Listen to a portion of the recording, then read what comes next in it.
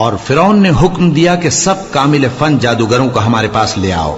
چنانچہ جب جادوگر آئے تو موسیٰ نے ان سے کہا کہ جو تم کو ڈالنا ہو ڈالو۔ پھر جب انہوں نے اپنی رسیوں اور لاٹھیوں کو ڈالا تو موسیٰ نے کہا کہ جو چیزیں تم بنا کر لائے ہو جادو ہے، اللہ اس کو ابھی نیست و نابود کر دے گا۔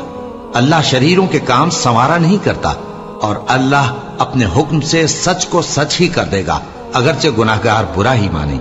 تو موسیٰ پر کوئی ایمان نہ لایا مگر اس کی قوم میں سے چند لڑکے، اور وہ بھی فرعون اور اس کے اہل دربار سے ڈرتے ڈرتے کہ کہیں وہ ان کو آفت میں نہ پھنسا دے۔